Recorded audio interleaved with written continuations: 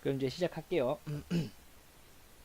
자, 오늘 얘기를 이제 첫 시간에 드리게 될 거는 얼굴과 관련된 부분에서 다 얘기를 드릴 거예요. 자, 얼굴과 관련된 부분에서 제가 목표로 삼고 싶은 부분은 자, 각도 변화입니다. 각도 변화. 얼굴의 각도가 변화되는 상황에서도 자신의 캐릭터가 동일함을 유지하는 것. 이게 뭐 플랫폼도 그렇고 출판사에서도 그렇고요. 기본적으로 이 부분을 가장 중요하게 봅니다. 뭐 그만큼 작가 입장에서는 굉장히 어려운 부분이 이 부분인 거죠. 저도 마찬가지고요. 일본의 출판사 같은 경우에는요, 그런 것들을 일본의 그 만화 잡지를 한번 뭐 기회가 되시면은 보실 기회가 되시면 보시면 거기는 확실하게 여기에 대한 기준이 있어요. 그러니까 일본의 그 잡지 만화를 보면 굉장히 뭐 이런 얘기를 하면 좀 오해가 될 수도 있는데 그림 스타일들이 굉장히 다 다양해요. 그래서 보면 어떤 건 굉장히 멋진 그림 스타일이기도 하고 어떤 거는 굉장히 어떻게 이런 그림인데 그 출판 만화가 될 수 있지? 그러니까 우리나라 입장에서 생각하면 말도 안 되는 만한 그런 것들이죠. 근데 그건 어디까지나 스타일적인 부분에서의 차이고요. 그 사람의 수준이라고 할 수 있는, 그러니까 출판사 입장에서 얘기하는 그 수준이라는 거는 캐릭터가 각도가 바뀌어도 그 이미지가 유지가 되고 지속성이 되는 것. 그런 관점에서 그 만화를 바라보면 굉장히 수준 높은 만화라고 인식하게 될 수가 있습니다. 그래서 일본의 잡지에 실리는 만화들을 보면 그런 점에서 굉장히 기본기가 탄탄하다 라고 볼 수가 있죠. 출판사를 찾아가거나 뭐 요즘엔 찾아갈 일이 잘 없겠지만요. 어 근데 좀 현재까지는 아쉬운 점은 웹툰 플랫폼에 계시는 기자분들은 뭐 이렇게 그림을 가지고 피드백을 요구를 해도 전문직으로 종사하셨던 만화 쪽으로 종사하셨던 분이 아닌 분들도 계시고 하다 보니까 말씀들을 굉장히 조심해서 하세요. 그래서 그냥 뭐 괜찮네요, 괜찮네요 이런 식으로 두리뭉실하게 하는데 출판사 분들은 그쪽에 어떤 기호가 확실히 있거든요. 그래서 그림 가지고 뭐 이렇게 작업한 거 가지고 출판사 찾아가면 뭐 한번 그냥 한번 싹 쓸어줍니다. 저 머리를. 절대 기분 좋은 소리는 절대 안 합니다. 그분들은 그 직업상. 근데 그분들이 가장 하는 말이 그거예요. 캐릭터가 왔다 갔다 한다. 캐릭터가 왔다 갔다 한다라는 부분들에 대해서 그분들도 뭐 거기에 대해서는 조심스럽게 접근하는데 뭐 제가 한번 물어본 적이 있어요. 기자님한테 이렇게 그런 거 어떻게 보시냐.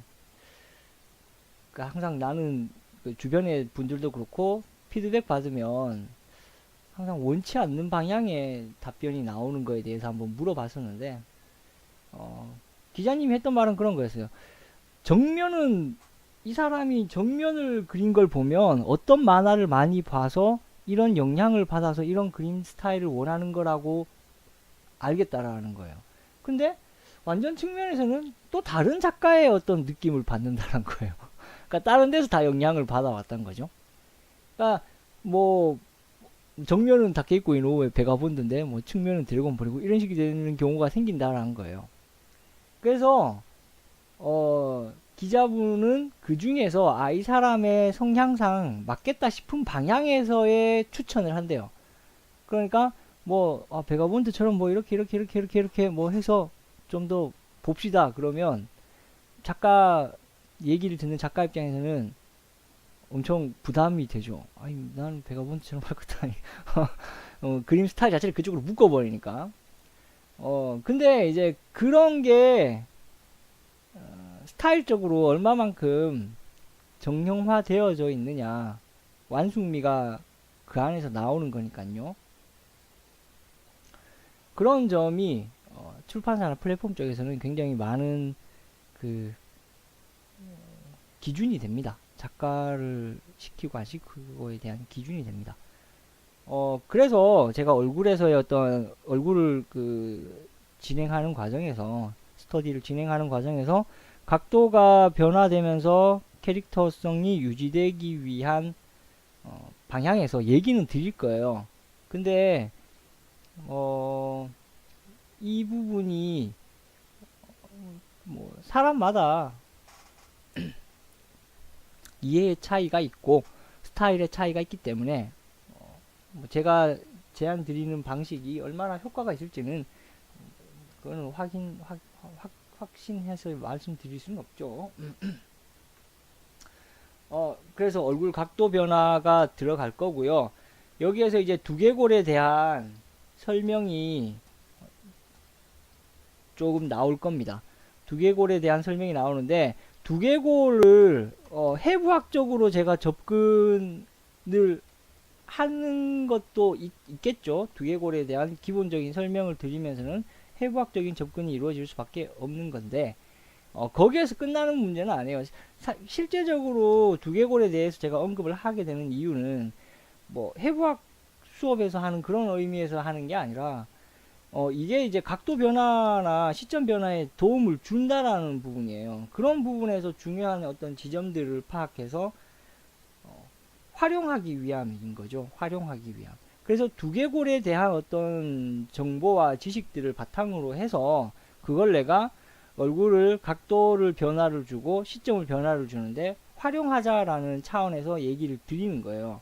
그러려면 유감스럽게도 두개골에 대한 본인들의 어느 정도 이해가 있어야만이 효율적으로 활용할 수가 있는 부분이 되는 거겠죠. 뭐 그렇게 되면 결국 돌아 뭐 두개골을 뭐 암기를 해서든 해부학적으로 접근을 해서든 달달 머릿속으로 안 보고도 정확하게 그려낼 수 있게끔까지 가자라는 얘기가 되어버리기 때문에 뭐 결국 마지막은 구질구질해지는 거죠. 자, 어찌됐건 절대 이유 없이 시키지는 않습니다. 하여튼 두개골에 대한 얘기를 드릴 겁니다.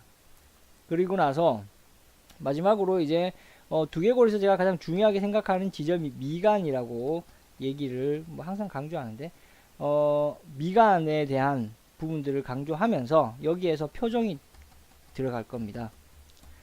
그래서 얼굴의 각도가 변화가 다 되면서 미간을 주 포인트로 제가 확인을 하고 그러면서 표정까지 다양하게 변화를 줄 수 있는 방향까지 연습을 한 달에 할 생각이었는데 그게 일단 진행을 해 보면서 좀 더 맞춰가는 식으로 할 생각입니다. 그러면 맨 처음에 잠시만요.